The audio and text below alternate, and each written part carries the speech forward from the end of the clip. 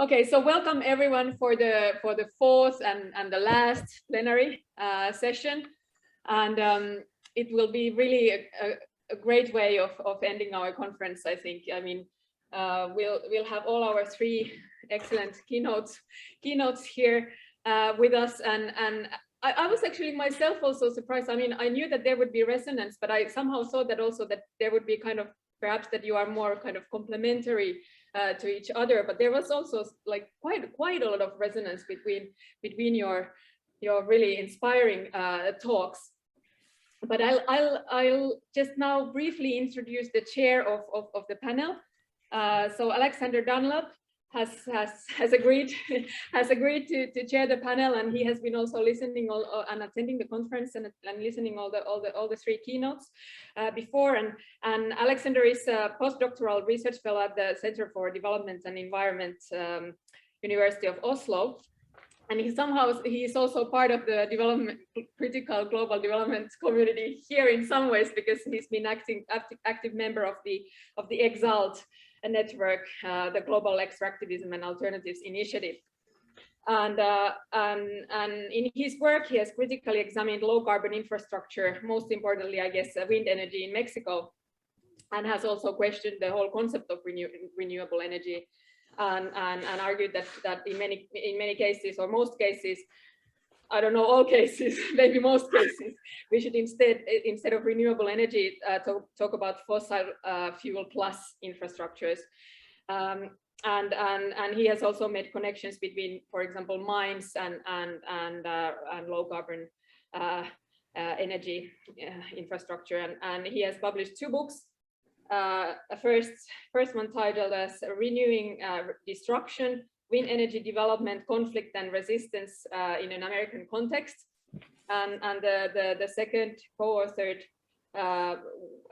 was titled The Violent Technologies of Extraction.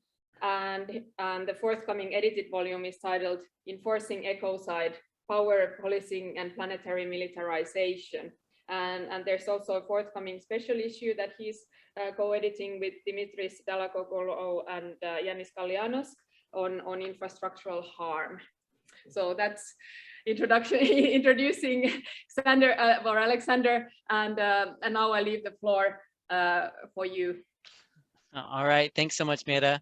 Thanks so much for inviting me to do this, and also for the Finnish Society for Development Research, for all of you organizing an amazing event with 3 truly exciting and crowd drawing speakers, and it's been great. So I'm very happy to kind of be in dialogue with you all a bit, and to chair this, and also to see these great keynote lectures that I've seen the last 2 days.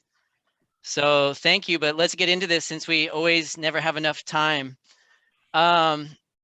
Yeah, so this was great. We got to see things in China. We got to go to Indonesia and look at plantations, as well as Mumbai, and look at the different kind of infrastructural arrangements. Yeah, so we can see some very clear commonalities that are coming up in these presentations. The one that I think is the strongest is just roads. Roads in general are kind of popping up in all these things. And so really looking at the way that, I mean, obviously a big theme, or at least coming up in the first, is, speed and connectivity, market access, and possibilities and desires that can come from infrastructure. And despite these kind of desires and all the positive kind of rhetoric of development, actually a lot of the severe harms that come with them. But we also, yeah, let's get into some of these questions, because I really want to kind of go into this. But ultimately, so with China, I guess the more critical questions and concerns, and I guess maybe the biggest difference, because really we have infrastructural violence as a central theme, and really, and I didn't expect this with Nikhil, that Tania and Nikhil had a kind of very similar kind of approach in terms of like looking at the history of what was there, and then how things have changed, where things are going, but really emphasizing the change and actually the destruction that's happening and taking place. But Timothy's presentation kind of revealed had a different scale. It was looking more at a wider project. So I guess some of the commonalities between Nikhil and Timothy was that they were both looking at wider projects, but one took a bit of a different kind of looking more at the assemblage and the techno-scientific and kind of infrastructural space, kind of taking more of this kind of technical aspect.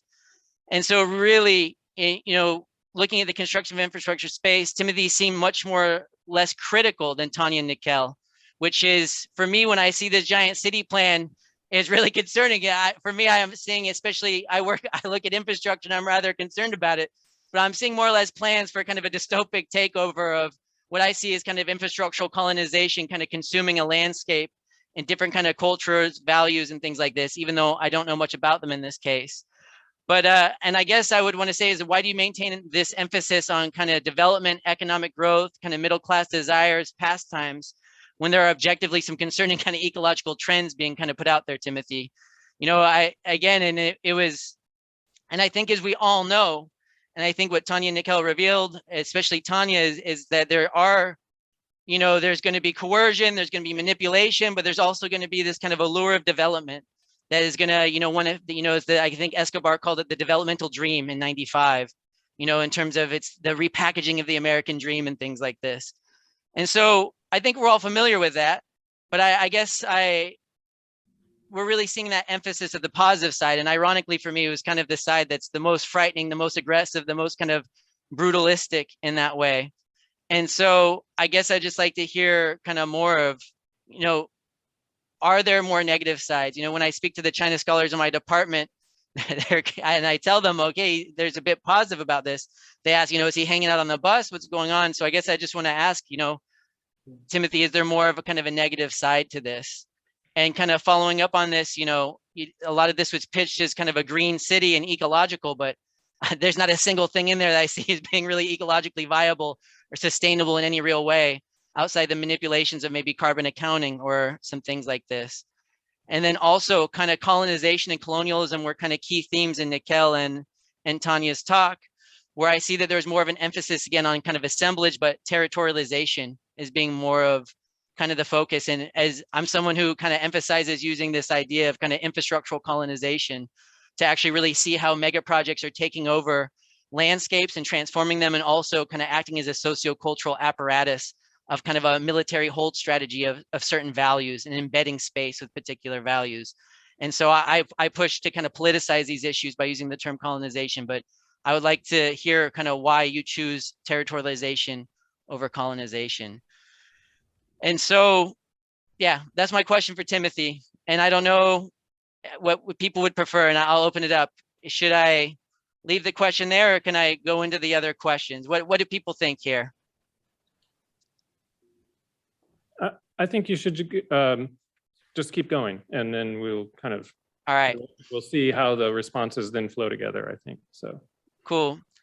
So I guess both Tania and Nikhil reveal details about what, how things have changed, where things are going, and what's being kind of lost, and really looking at the complexities and mixed desires of things.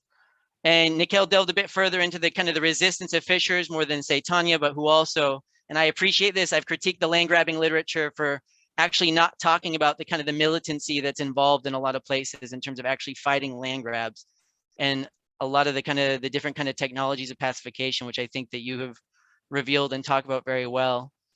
But I guess so kind of Tania speaking about the plantation enterprises characterized by the family structure, and Timothy's presentation actually really remind me, and this is more of a comment, of kind of the tyranny of endurance and just actually kind of enduring these things and kind of accepting these things. And I think in Timothy's presentation, they talked, it's like, oh, the project came, we're going to deal with this as it comes, I think was one of the quotes that you were saying.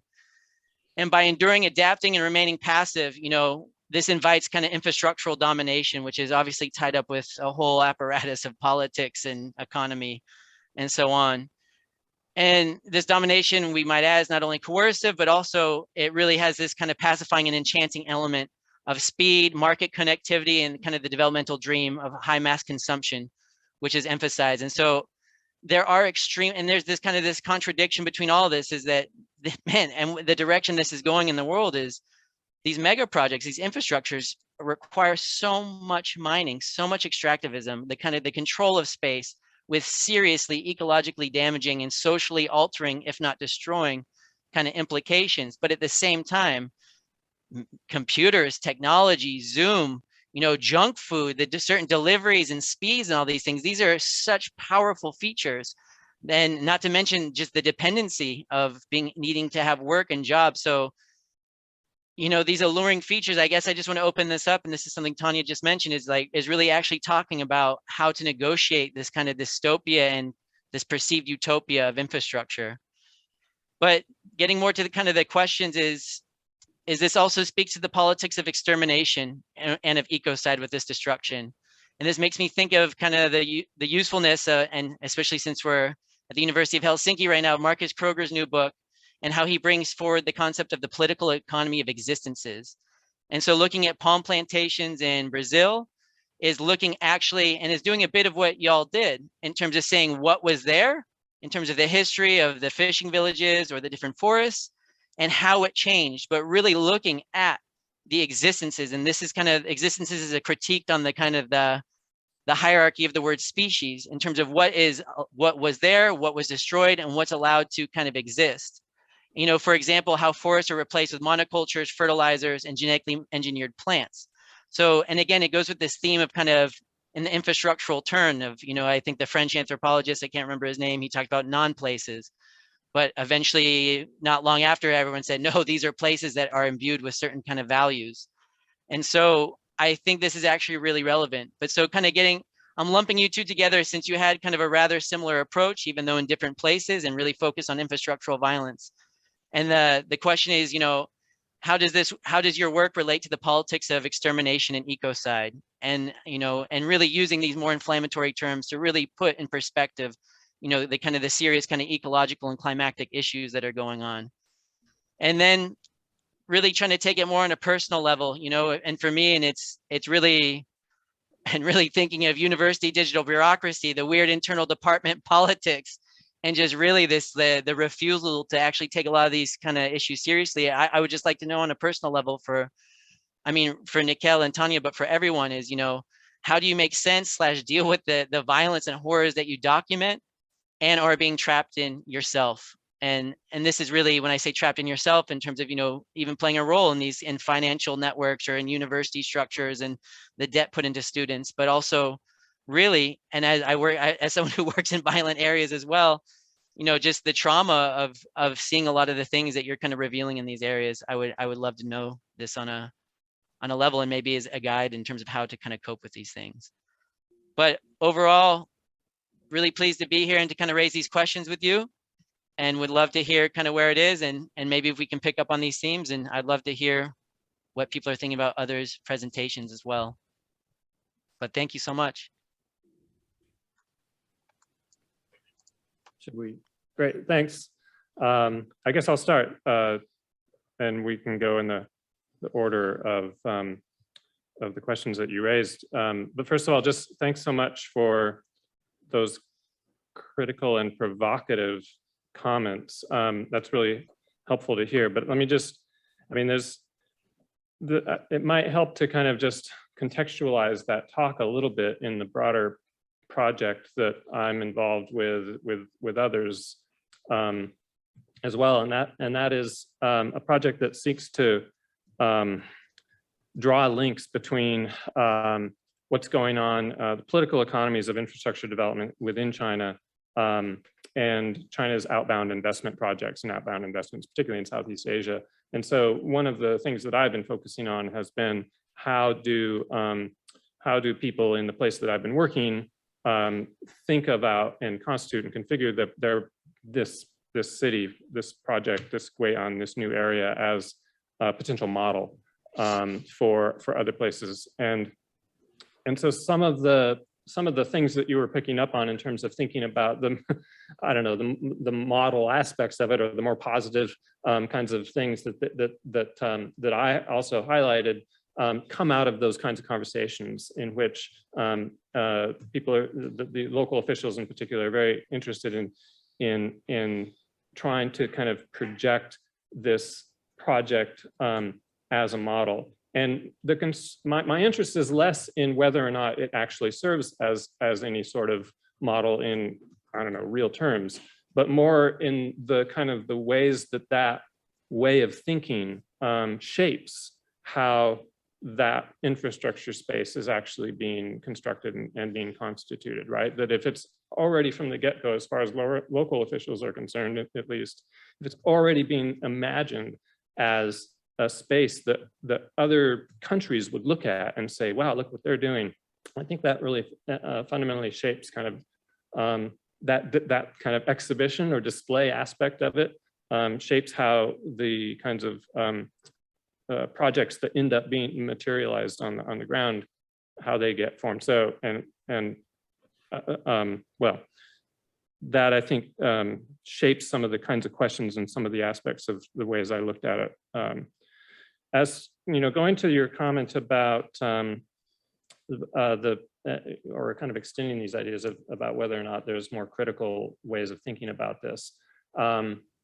Yeah, I think there certainly are, but I also have really been so most of the field work I've done has been with villagers who are either displaced. Not many of them, you know, are accessible though. Most of the people I talked to were people who worked in the villages or lived in the villages that did not get demolished because they're still there, and the displaced villagers were much more difficult to track down because they've been scattered about and dispersed and they've been moved away. And there was a couple of occasions when I did get to interview some of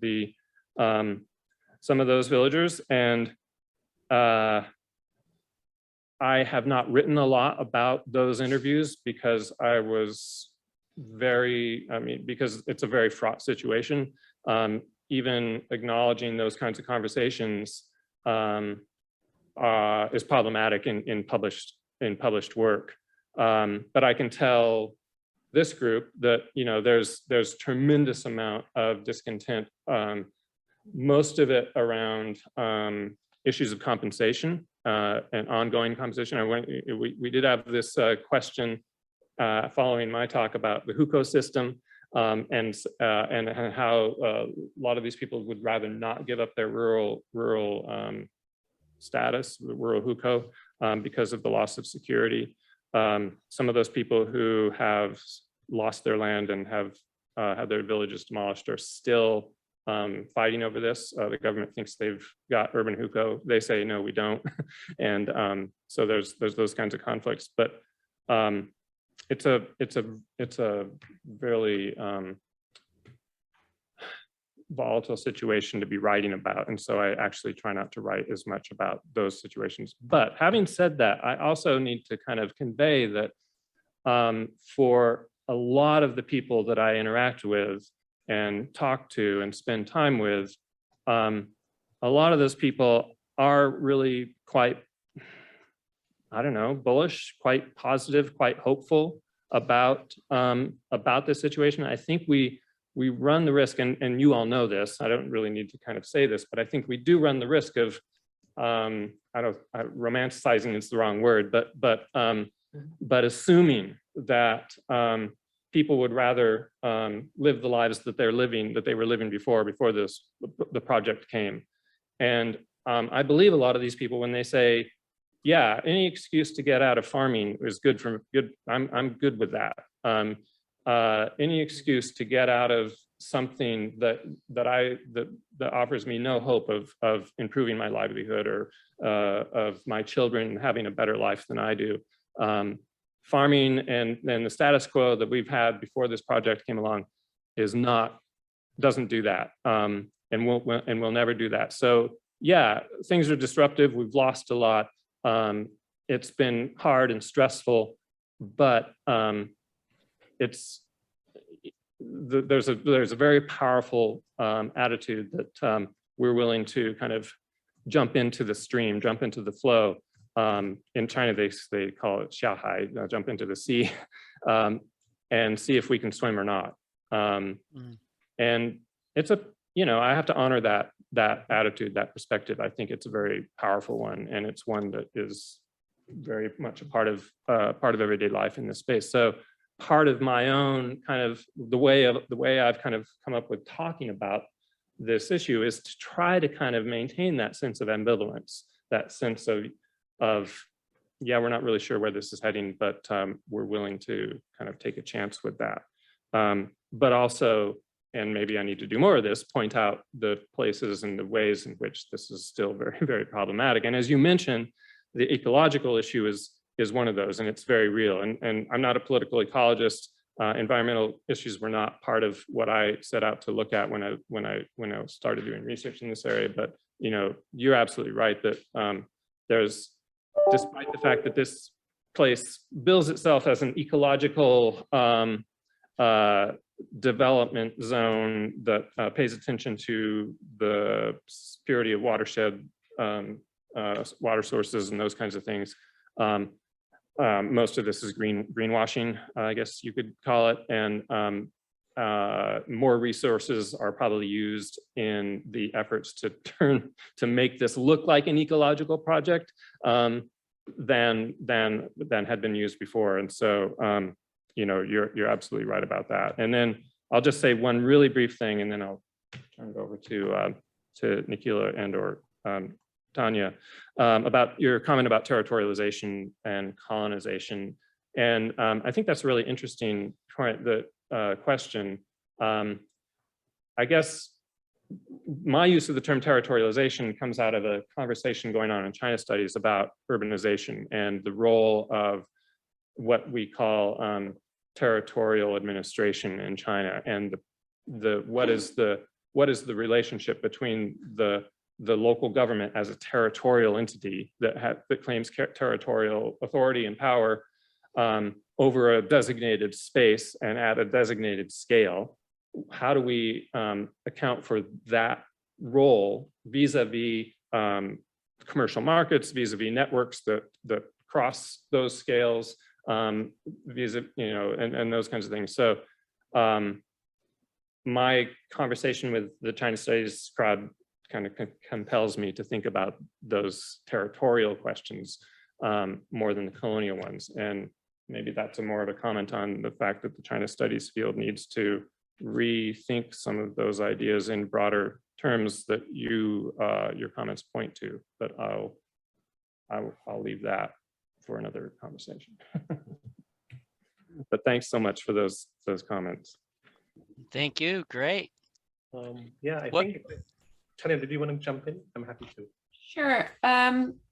So thinking, this is one really you've kind of opened up, Tim, or begun to open up the question that I wanted to put on the table, which has to do with, you know, how we tell these stories of, you know, what I called sort of death, damnation, and destruction, you know, and also how they're balanced with other stories of kind of hope, utopia, desire.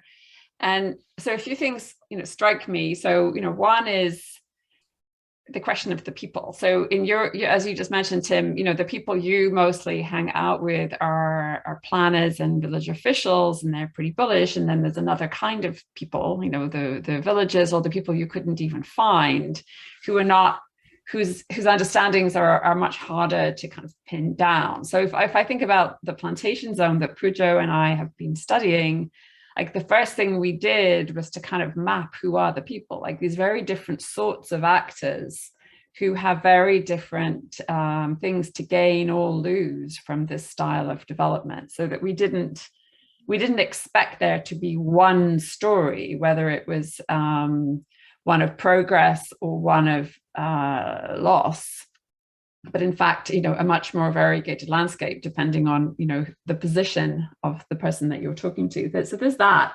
You know, second point in response to Alex's questions about sort of ecocide, like it's been very striking to me in the plantation zone that people really don't talk about the ecology, right?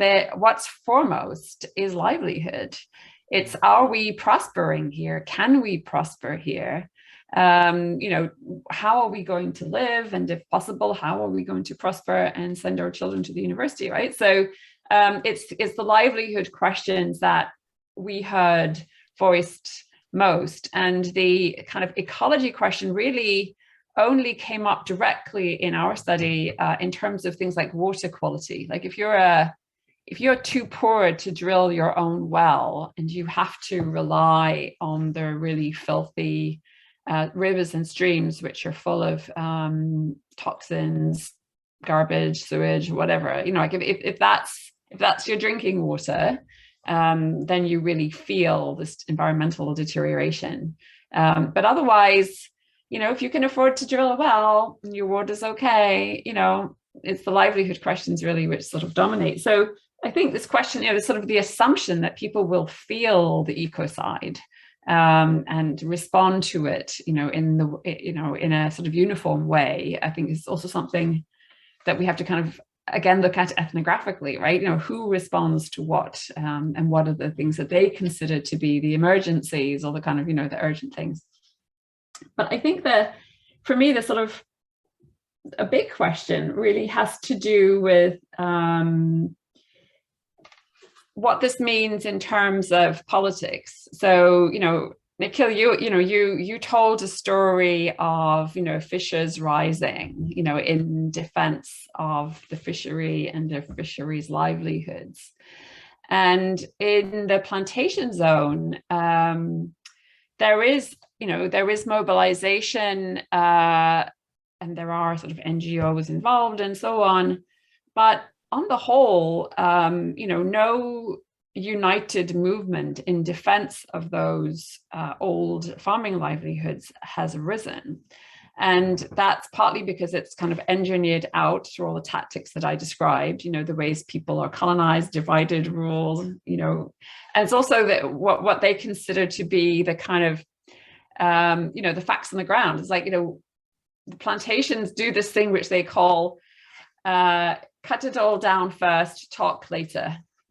Basically, you know, create viscerally, physically create the empty space, bulldoze all the rubber trees, and then talk, rather than talk first and then, you know, get into a long story. So, you know, they're always on the back foot. They're responding to facts on the ground, and then they're trying to figure out, you know, what could we get out of this. So we did not find in our research a sort of a hostility to the crop, for example. Like, no one's really hostile to oil palm. It's a very lucrative crop and people want to grow it. So the question, you know, this idea that it's not a question of abandonment of farming, unlike in Tim's situation where, you know, farming is hopeless and you just want to move off into some other kind of life. You know, the crushing thing here is that here is a very lucrative kind of farming that people would very much want to get involved in, and that's much more lucrative than anything else they could do in the city. These are undereducated people. You know, they're not going to prosper in the city. Their best hope is in the countryside in farming, if only they were not being squeezed off their land. So again, a very different conjuncture in terms of like what the hopes, what the fury is directed towards. So it's not a uniform story. And the question of who would like to go back to the status quo ante, which I think is Nikhil's story, like we never really heard that. It's really more, how can we get into this new game in a more advantageous way? So in that way, it has more resonance with Tim's. You know, I was saying, I feel like my case is somewhere in between the two of you, the two poles. And what people are asking for really is either leave us in peace because, you know, ruin and taking everything is totally unacceptable. So there is a kind of, you know, default, like just go away and leave us alone. We were doing fine before, or we were doing better before than we are now. So that's still a viable position in these circumstances. But the other one is, if you really insist on having a plantation here, what is our share? And so, you know, I've been using Jim Ferguson's idea of a kind of a rightful share. This idea that if there's going to be prosperity generated here from our land, we too must prosper. What is our rightful share of this? And for them, it's not just the one-off payment of compensation, which ongoing relationship. You know, we're going to be next to this giant or this whole series of giants. And, you know, if you insist on doing this, then you cannot overlook us, right? We need to be sort of acknowledged as interlocutors, as partners, as part of this venture, and we need to have our livelihoods secured now and indefinitely into the future. So it's the politics which enable some kinds of people to be radically overlooked and discounted and not acknowledged as kind of, as even there, you know, those little tiny enclaves. It's like as if they're not even there. That's what makes people most furious. Like, how could they take everything from us and then treat us like this? You know, we've sacrificed so that you can prosper.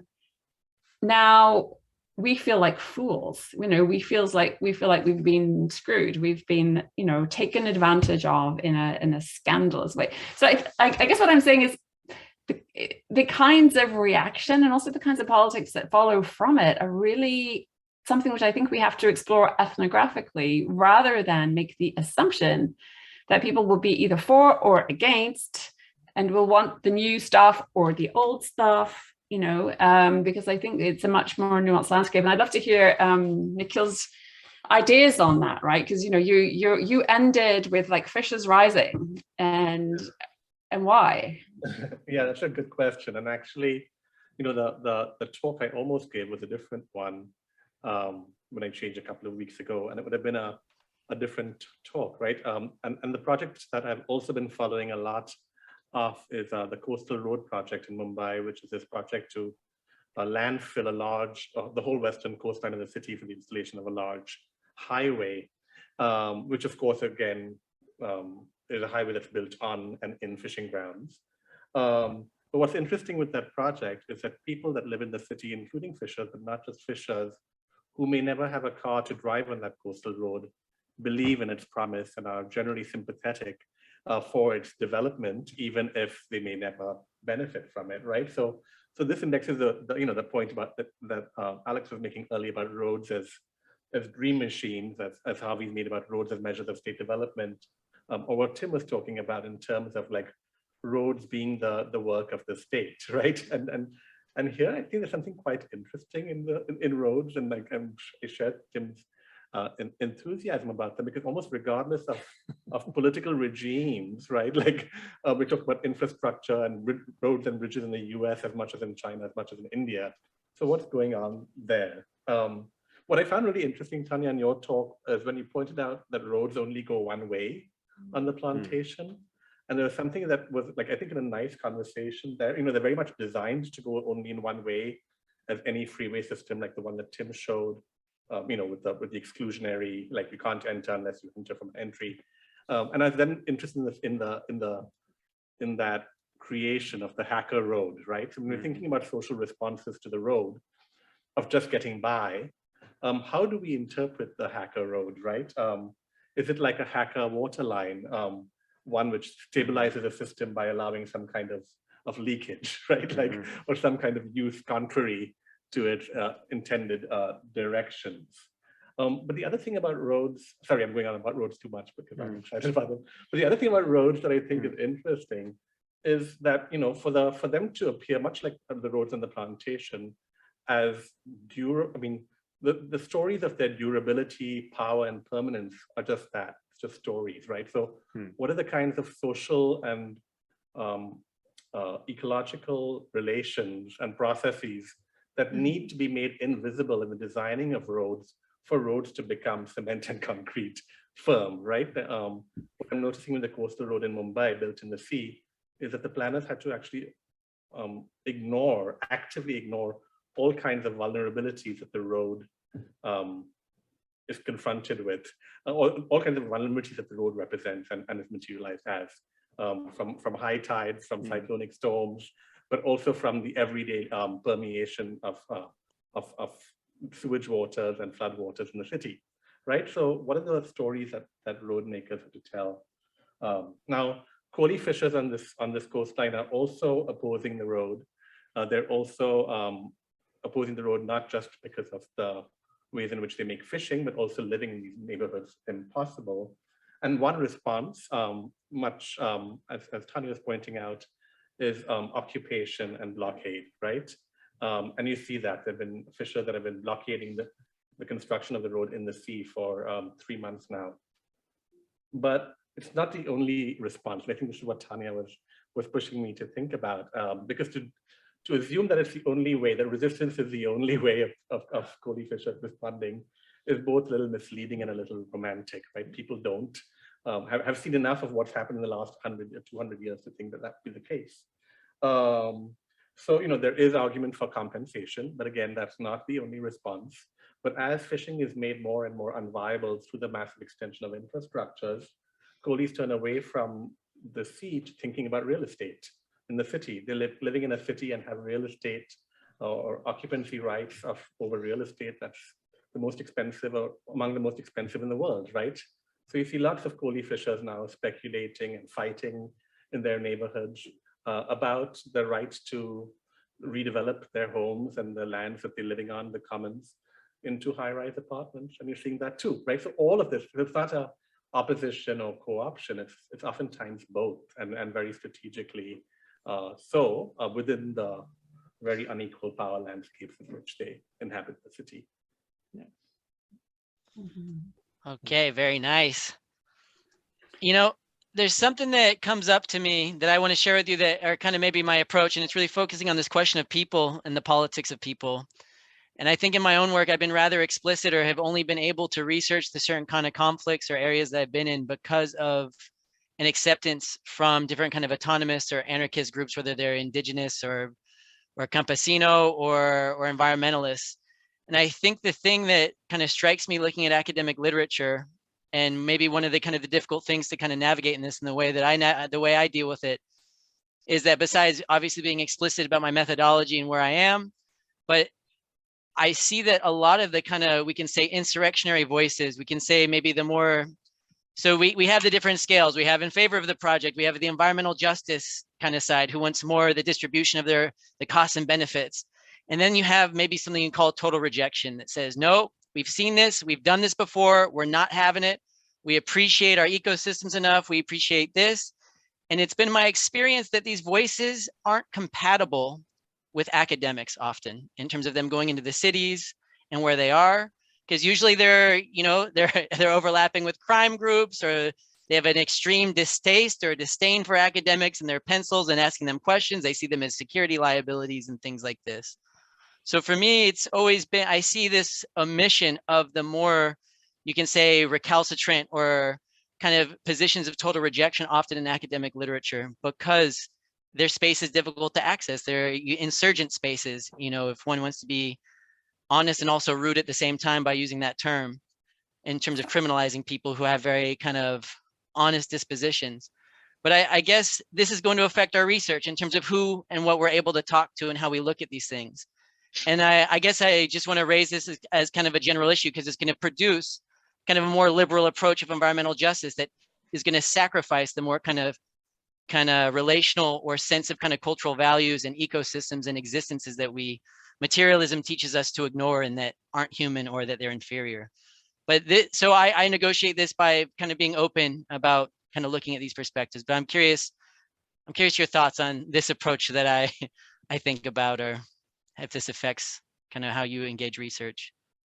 I'd like to take you up on that, Alex, because I actually think from my current experience in my discipline, anthropology, anyway, to some extent also in human geography, I have a little some exposure as well. I think it's actually the opposite. I think that the total rejection is practically the only position or voice which is heard and validated in our fields. Now, if we were economists or political scientists, maybe not, right? But in my field of anthropology, which I share with Nikhil, the romance of resistance, including total rejection, is the name of the game.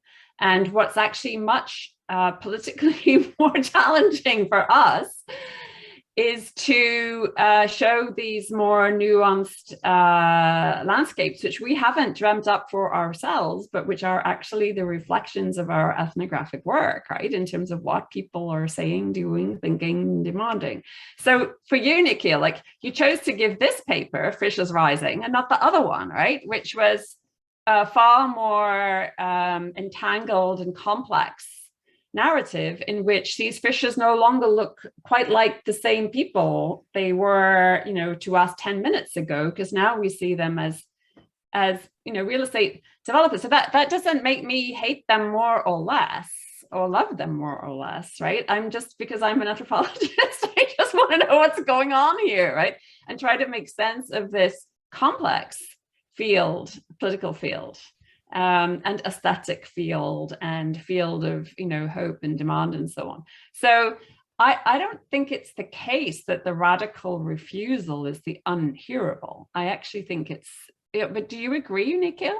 Like, how about working in India these days? Like, I know that in China, radical refusal is difficult to hear because it's difficult to voice, right? So for anybody in China. I'll say something about that in a sec, but let's hear from you. Yeah, but Nikhil, what's why did you give this paper, not the other? Actually, just, as I mentioned, this paper was being written until Friday, last Friday. And so, and it's going to, we have a deadline of the 25th of February to submit this paper. And what I just talked about in this complex subjectivity of fishers is very much the last section we have to get to. So both that and the Sagarmala stuff, it's coming, but it just wasn't there yet because of the paper being a work in progress. So yes, I think I do want to point to that kind of subjectivity, and maybe it's because of where I work, which is in the city.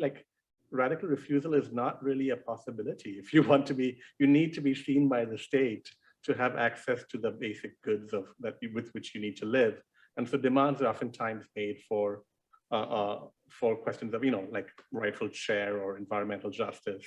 But even those are open to negotiation and ongoing relation work, So I think that might be a thing from what I work, because of where I work. But I haven't seen radical refusal in many locations. Even outside of the cities in India, we can think of the Maoist parts of the country as potential sites to find that. But I think you will find that a lot in anthropology and also in critical geography. I think a lot more than stories of compromised agency, perhaps, a compromised power. So yeah. Yeah, I think that's true. I mean, the most visible cases of rejection that you get in these kinds of situations in China are those who refuse to leave their homes when they're being demolished, and they're the ones that end up standing because they're still there are called nail houses, because they stand up like a nail. And many of you have probably seen kind of spectacular images of these. But those are cases where people are not rejecting the change that's going on around them. They just want a bigger share of the pie. They want more just and fair compensation. In many cases, though, their refusal is highly contested by their neighbors who have already decided that their share is fine and they're ready to move on. But all of this is couched within a context in which pretty much everybody wants the city to come. Everybody wants the change to happen. Everybody wants to move forward as they see it. And just want more favorable terms for doing so, as opposed to kind of the broader, more radical ideas that we as scholars might kind of like them to be conveying vis-a-vis, exploitation and capitalism and so on. The reason I focused so much on unfinishedness, or the half-finished city, was because so many people who I talk to are like, get on with it. Let's get the city built. I mean, their frustration is not with the loss of livelihood, past livelihood or land, but in the unfinishedness of the project.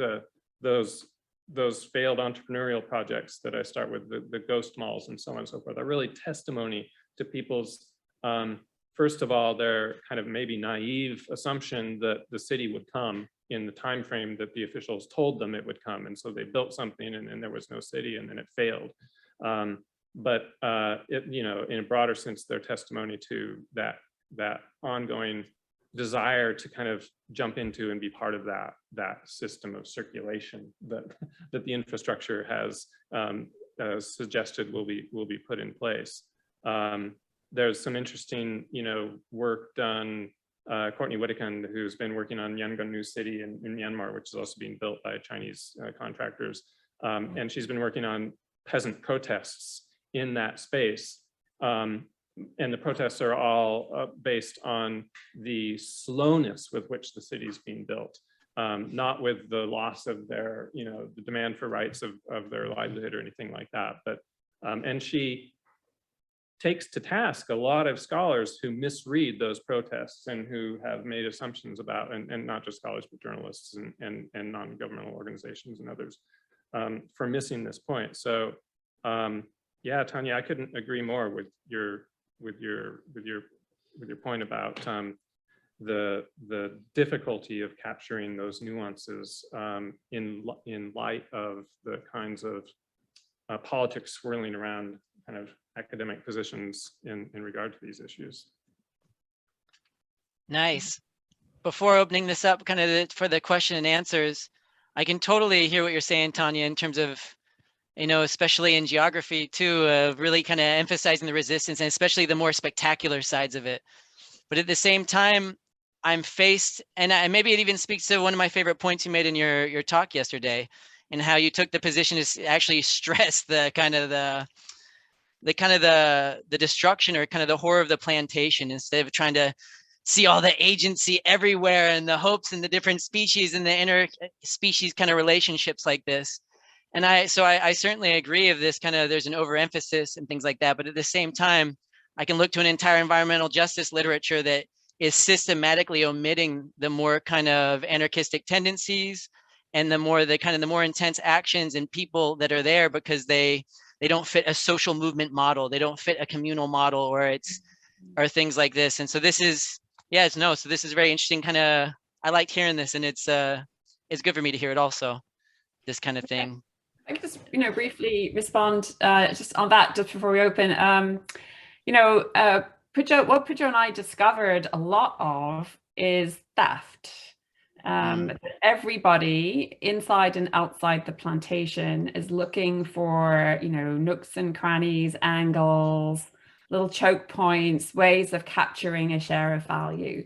Now that's highly unromantic, right? I mean, you could talk about this in sort of James Scott's terms, weapons of the weak, but the people doing this are also powerful people, right? So it's the foreman stealing his women workers' wages, and the women workers stealing the fertilizer, et cetera, right? It's not something you could uniformly want to applaud, but what you would see is that these are fronts of action. This is what people are doing to try to preserve their own livelihoods, create their own, wealth. Are they also trying to push back against the plantation? It's not clear, as it never was in that weapons of the weak literature, right? Whether there had to be a revolutionary consciousness, or in your terms, a sort of an anarchist, like a rejectionary, is that consciousness of we're stealing from the machine to weaken the machine necessary? Or would you just say, heck, it's a goose that lays golden eggs and we just need to get our share of these eggs, right? Why should they all go to the rich people? So it's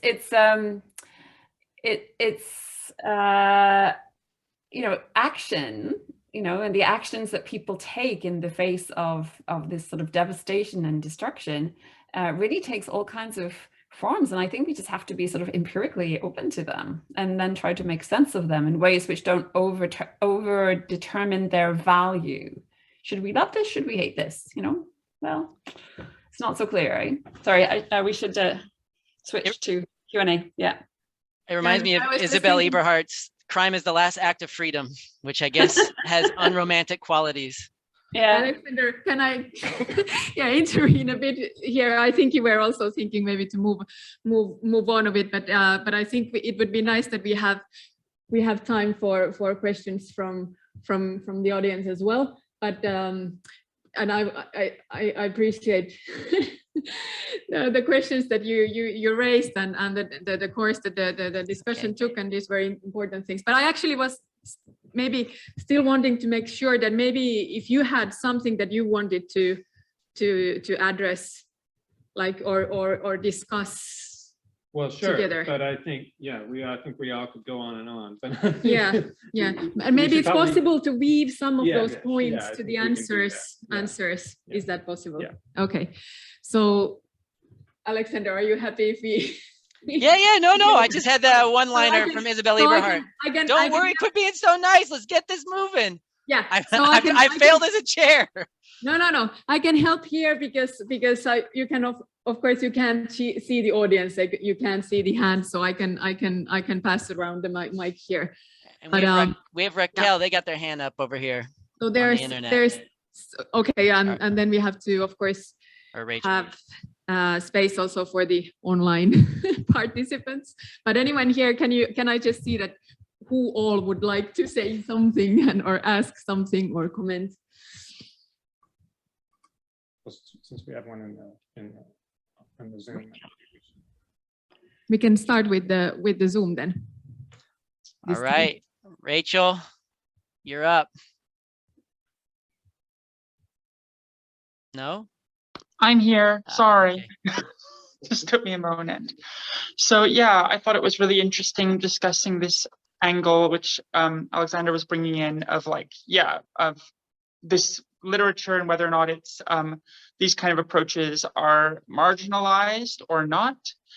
I definitely think that what the point that was coming in there for me, which did seem like it was a good one, is just the idea of there is a huge amount of nuance, and there is this, very difficult things to parse out what exactly, are different motivations on the ground. But I do think that it is, especially in the case of things like oil palm or many things, worth keeping in mind, just like that if you take even a bit of a step back, like the trends are very obvious, I think that even if there is a moment, for example, in the literature where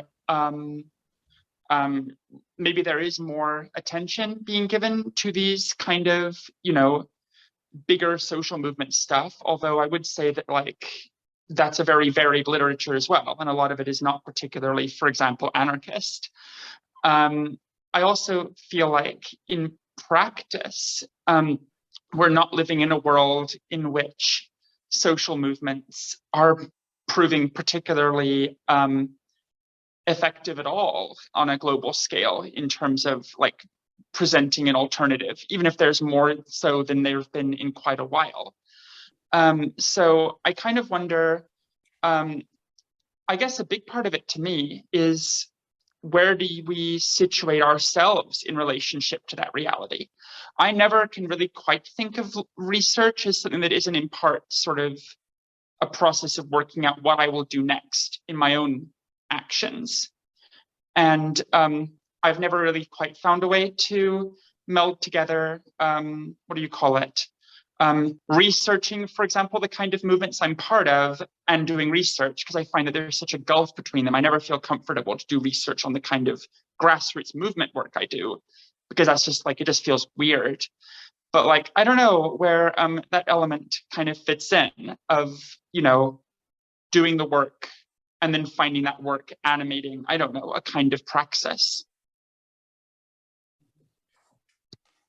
Mm-hmm.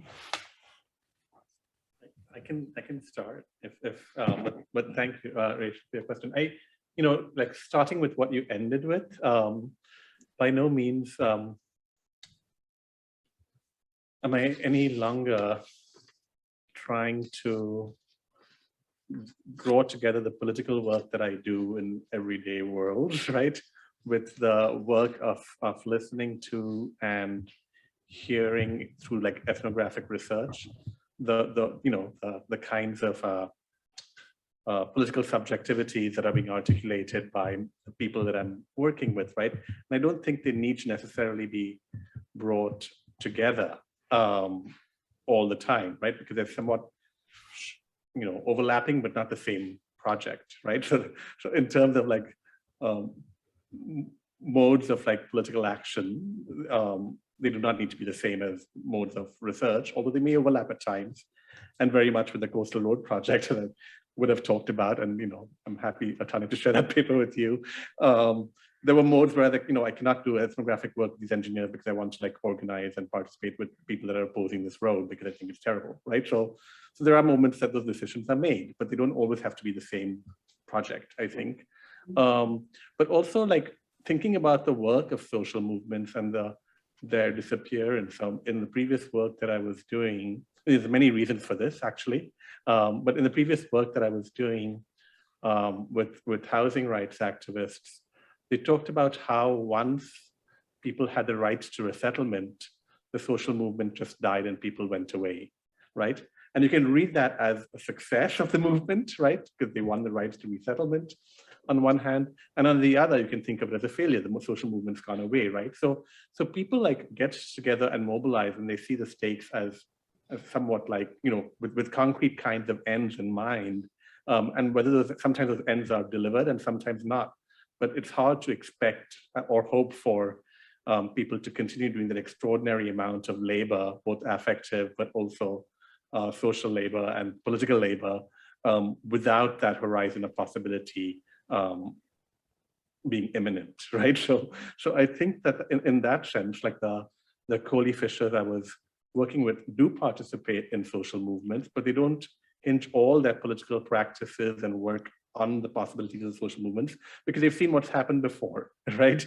And so they're very smart, thinking both with and beyond social movements of different kinds, right? And I think this is, you know, where I'm trying to like draw like, you know, decisions of whether I participate in movements together with my ethnographic respondents, that those decisions are always situated in certain understandings of where the world works, how the world works, right? So it's a very clear understanding that powerful people make laws, and this is something very widely shared, and make development projects, and are made by development projects among those that have less power, and that the greatest possibilities are to like demand stuff around the edges that are substantive for the lives of those that have less of those resources, right? So to expect them to continue to oppose these projects when there's not any future for them posited by either their opposition or proposition is, you can't fault them for like negotiating on the edges either, or not participating in social movements when they do not seem to have any concrete benefits on the horizon. Yeah, go ahead, Tania. You know, I say for me, the personally, like the politics around this plantation work has been very clear. Like, you know, based on our study, Pooja and I have concluded that this expansion of what we call the occupation, you know, corporate occupation, is a total disaster. And the social movements have fantastically failed to stop it, right? I mean, there's been opposition to this for 15 years. You know, the boom started in 2000. We're now 20 years on with 22 million hectares and growing, right? So you have to, the social movements fantastically failed to actually stop the train. So the question for us with our research was, well, can we do anything here? I mean, the social movements have the correct approach, which is stop this train, complete moratorium on any new plantations. That would be a good place to start. Don't try to fix them. Don't try to ameliorate them and make them more sustainable. Just like stop building them would be great. So our sense was, well, what can we do with our research to further that project? You know, not necessarily by hanging out with social movements, but by saying, what can we offer? What can we contribute, which could help in whatever small ways to kind of turn this ship around? So there's a politics of our research, which isn't necessarily to do with our direct engagement with movements as activists, which neither Pooja or I are really that involved in, but more, you know, can the research do something politically? So, you know, what we were trying to do was to actually demonstrate empirically what a disaster plantations are, because they come bearing this rhetoric of jobs and development and, you know, infrastructure and all the good stuff. And so we said, well, let's just let's just see, you know, is that actually what's happening? So, I mean, I think there's a question in my mind about whether any kind of, you know, empirically based research contributes to anything, but that's what, as scholars, we thought we could contribute, would be an empirically grounded account of what actually corporate occupation, how it works, what it is, you know, what it feels like, what it does to people, you know. So I think there's different kinds of positioning for our research as well, right? And sort of in alliance with movements can be something that you do at different scales. It could be you just, you know, hang out in the field with people, or it could be your scholarship, you know, if it's kind of well targeted, or, you know, is something that people can use. Thanks. I would have maybe one question, but well, let me just add something to that theme, because I think, you know, I mean, working in China is, you know, has all sorts of political valences that are very fraught, and I think it's interesting, you know, and I would never presume to bring my own kind of political sensibilities to the projects that I work on, partly because just personally I don't, you know, I feel very ambivalent about my own politics about a lot of things anyway, and try not to have such strong convictions, because you know, there's always so many other ways to think about these things. But I guess what I have also come away with in the work that I do is less what I might, or what kinds of alliances I might be able to draw with the movements or the people that I work with in China, but more how might I use my research to challenge a lot of the thinking that goes on about China, you know, in my own community. And I find that I'm in a much more secure position to be able to do that, you know, in terms of my own kind of politics, to kind of really push back against a lot of the kind of misinformation and assumptions about what China is up to and what goes on in China.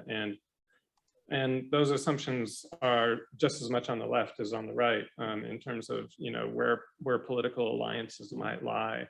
And if I can do anything to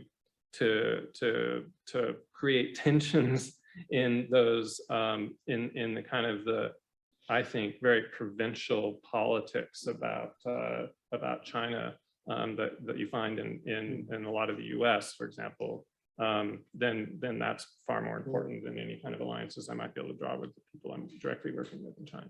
So I'll just leave it at that. That is all right. really important. Glad you you said that. Now I think there were some hands now, and then we are again soon. Well, I don't know how strict we again are with the time, but anyways, do we, now that people are getting more excited by asking questions, do we take a couple of questions and then you have like a final round of responses to them? So Tuomas and Anu, and okay, Anu first.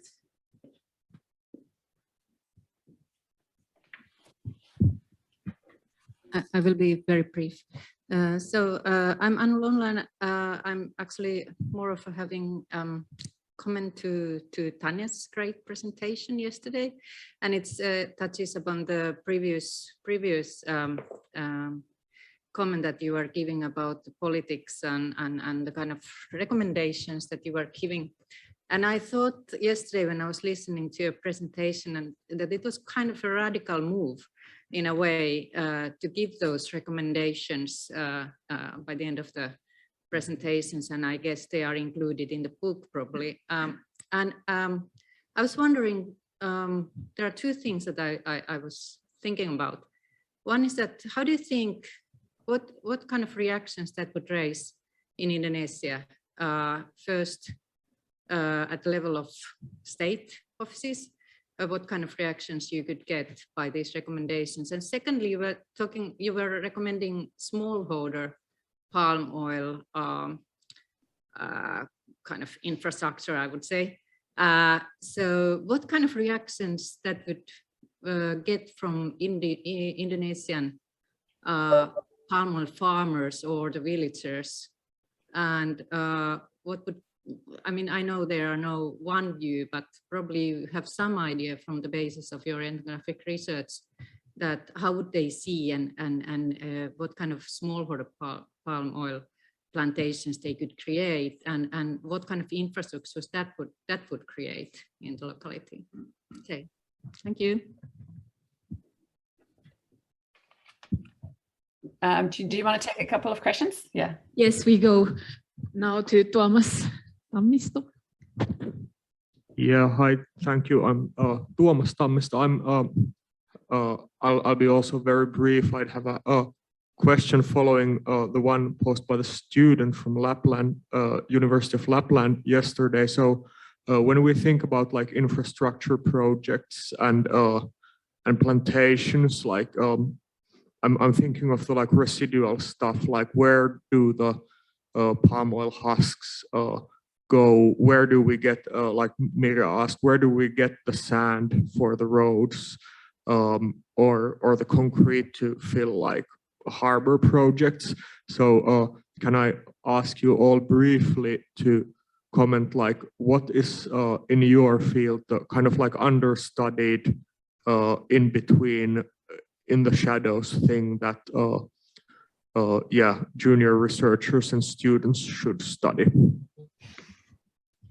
And then Taru, but maybe because my question, I don't know, was a little bit related, but it can be also a bit boring one, so you can ignore it if you want. But I was kind of thinking that what do you think about this infrastructural lens at the moment? Because what do you see? What are the current promises? Could that be somehow that we could conclude our discussions here with that? Because of course there are some that think that okay, the promise of the infrastructural lens or analysis has been exhausted in some ways. I think it's still really important, and I think there are many ways why it is important, but I would really like to hear from you. What do you think about that? Yes, a short comment about this discussion about resistance.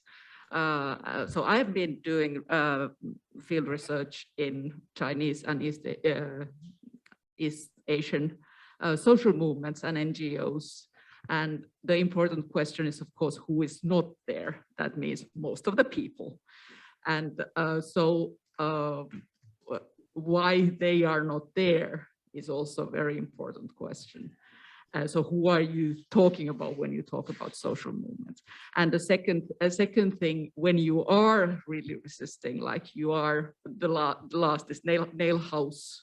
For example, my experience in Taiwan, it's quite spooky thing to be there when all the neighbors come to do all kinds of nasty things because they want their houses to be developed, and you are the obstacle for that. So this also, how these power relations are being built in these situations, it's definitely not simple, and that's also a very ethnographical question. Okay, thanks. Do you think that this round of questions is something that we can have a final round with?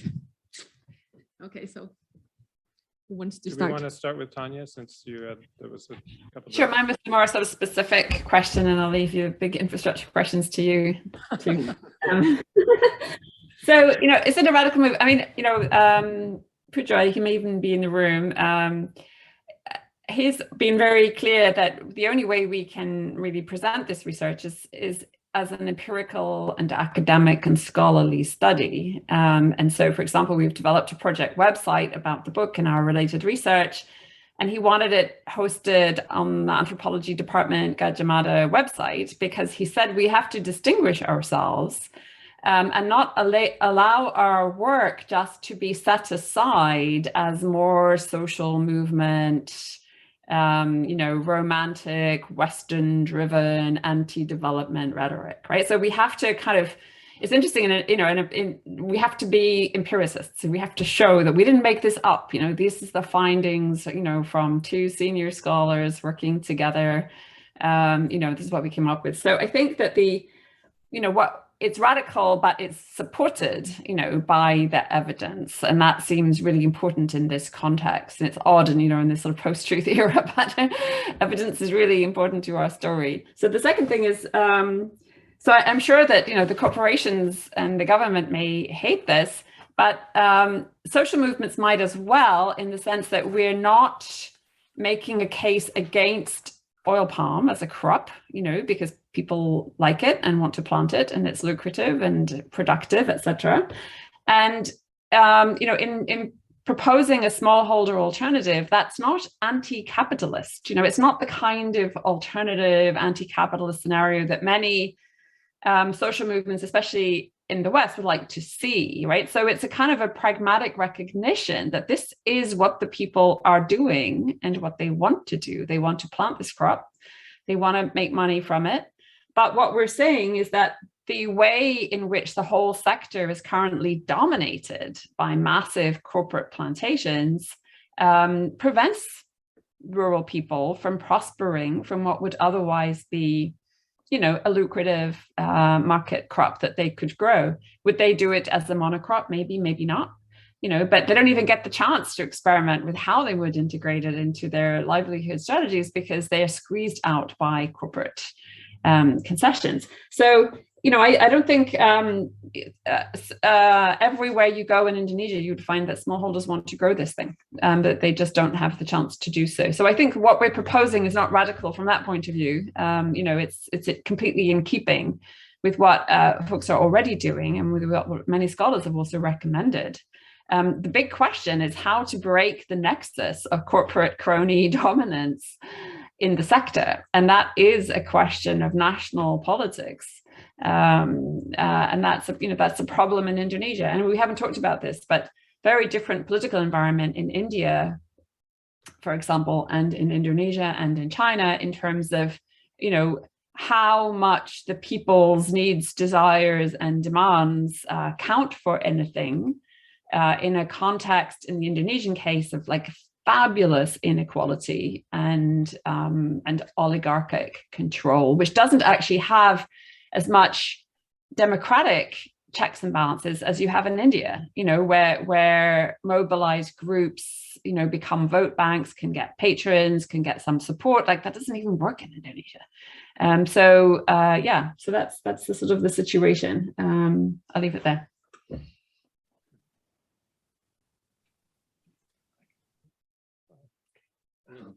Not that I want the last word.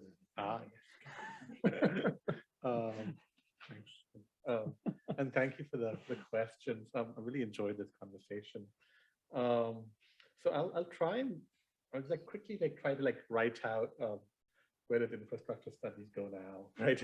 And in so doing, maybe try and respond to the questions as well, right? And I think one way, and I sort of hinted at this in an earlier comment, is to try and we wrote an edited volume about this in some ways, but to think about the ways in which the promise of infrastructure, which is tremendously promising, not just as for analytical work, but also for people in the world, right? But how that promise is sustained amidst social and ecological breakdown, I think is we're seeing fires, floods, everything else, right? How is the hope so durable to withstand all of this and yet build that road in the sea or the highway on land or the oil palm plantations, ever extending reaches into different parts of Indonesia? How is that, how do people that are putting these projects in place imagine the world that they're bringing into being, in some ways withstanding or standing in and after fires and floods and so on, right? I think that's one question, or I think Tania leads 1999 paper Compromising Development continues to have meaning, not just to think about development, but also infrastructure, perhaps to think about how, what are the kinds of compromises that are made with our social natural worlds for infrastructure that become in this moment of precarity. So I think that's one area to go. But the other is to follow the earlier question, to think about how roads and other kinds of infrastructures, we're very focused on their assembly, but not on the ways in which there's been less work on the ways in which the inputs for these massive technopolitical formations are secured, not just for the water and the pipes, but for the steel, for the pipes, right? Or for the cement, for the roads and so on, right? So maybe one way is to go downstream, the other way is to go upstream and think about the ways in which infrastructures are sort of made by making those areas invisible, right? So the whole coastal road project has flattened a few hills in the outside of the city, but those hills are not a matter of concern either for scholars or of activists. Maybe this goes back to something that Alex was saying earlier.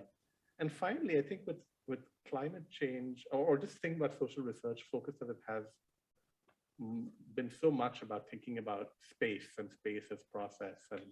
And we've learned a lot from the geographers about how to think about space and scale. But maybe specifically in and with like the temporalities of climate change, and this is something that Dipesh Chakravarti has written about more, thinking about time and infrastructure times a little bit more might be generative, because they're all built with certain horizons they're all built with certain lifespans, as Nikhil Gupta has pointed out, in mind, and how are these imagined in the world 50 years from now or 100 years from now, right? So that's on the potential zone, but I think it's not exhausted as long as it's doing work for people to think, and if it isn't, then I think it's time to leave it and do something else. Yeah, that's great. I mean, I don't really have much more to add to that. I mean, I can add, I really like the question about what's next with infrastructure studies, and I like the question about what has not been studied so much. And I can respond a little bit just from my own little corner of the world, I guess. And for those people who pay a lot of attention to the Belt and Road Initiative, for example, and China's kind of outward posture and all that, for a lot of people within China, a lot of scholars that I've talked to, the Belt and Road is done and has been done for a while, and they can't believe foreign scholars are still interested in this and are still talking about it. It's like, we've moved on, even though the government thinks it's still a thing, and there's still people like looking at investments and so on and so forth. And nobody really knows exactly where things are now in terms of what's going on, but it seems like from China's perspective, things have moved on. And so identifying what that is and where the next iteration of kind of China's outbound posture, how that's going to be shaped and so on and so forth, with the next 5-year plan coming up and so on and so forth, is a crucial question, I think. And part of the way of looking at that has been that, a lot of, and I've heard this from Chinese scholars as well, that there's been a lot of kind of excessive focus on hard infrastructures, on mega projects and these kinds of things. They get a lot of attention. Architects do renderings and they get, and I included some in my own presentation because they're so spectacular, and you look at them and you go, oh my God, they're going to build that? That's crazy. When of course everybody knows that the renderings they do their own kind of ideological work, and that's about it. But so there's been a real effort to try and kind of move, and this goes to kind of the idea about where infrastructure studies is going as well, away from, and I won't say materiality because everything's material, but away from those kind of hard infrastructures towards thinking about digital.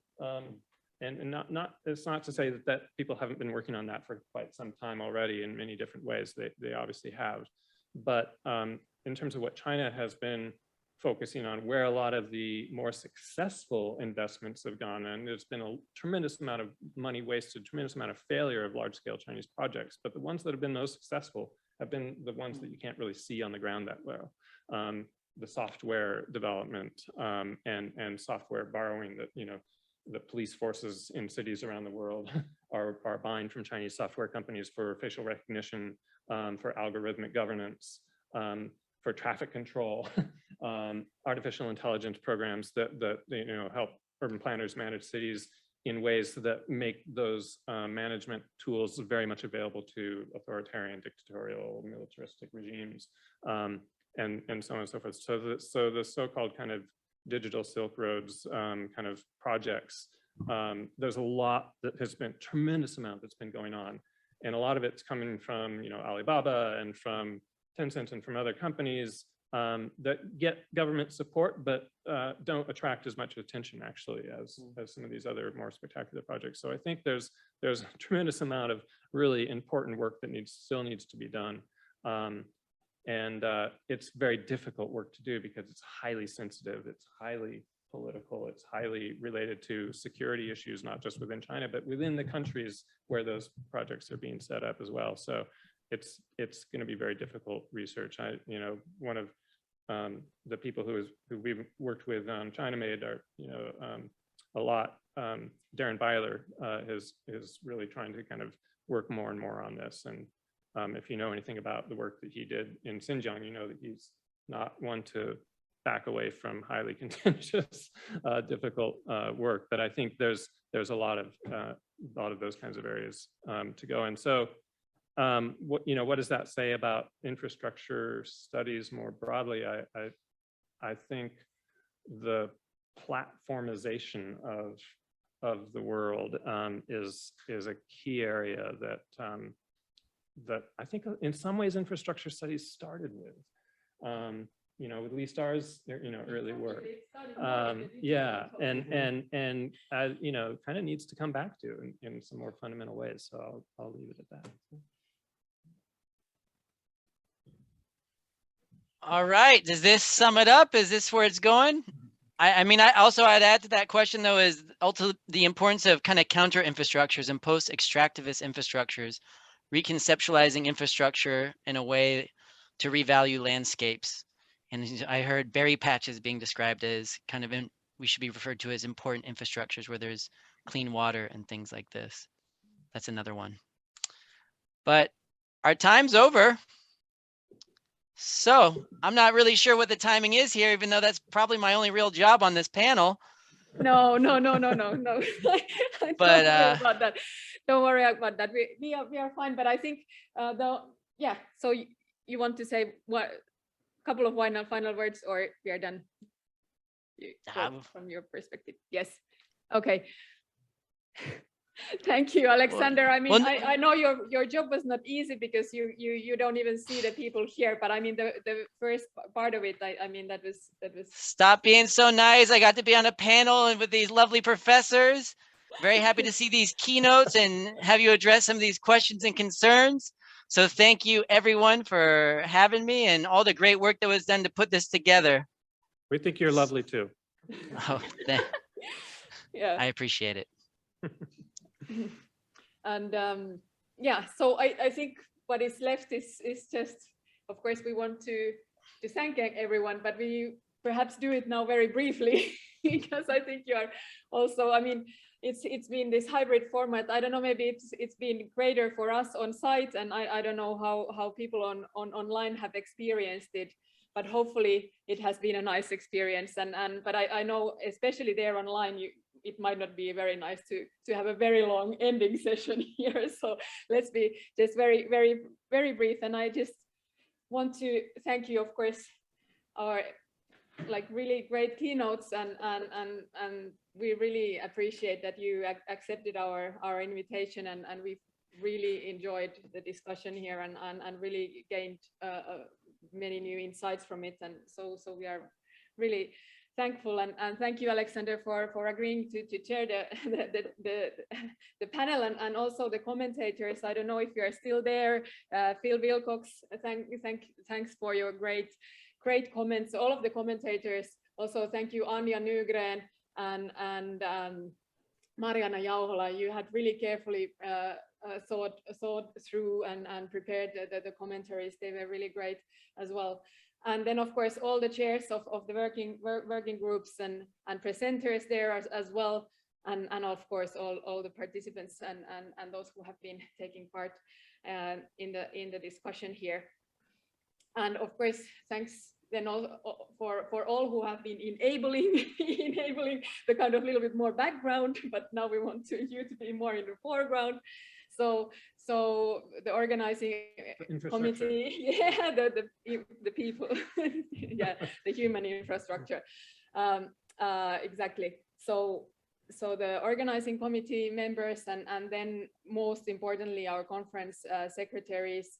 Annika Belov has been here on site and really assisting here during the conference, but then also from the beginning with the whole process. And then there is Mira.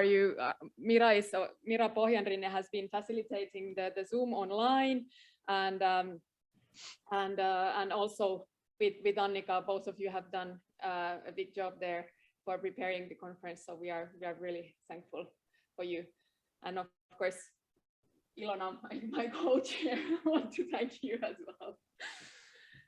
And we want to thank you for, I mean, I know this was not easy given, you know, it's not easy anyway in normal circumstances, but especially challenging. And I thought it came together fantastic. I know it's been very stressful for all of you. And I, first of all, appreciate the stress that you have exerted to make this work, but it has worked great. So thank you so much. Thank you. Thanks so much. Yeah, and if I may just quickly add the most important person here, who has really been the brain and the heart driving this whole process of organizing this conference. And I know for a fact that she has worked Saturday nights, Sunday nights, and basically every other time on this as well. So thank you, Mira. It's really great. And you have put such an enormous effort into preparing this conference. It was just wonderful. Thank you.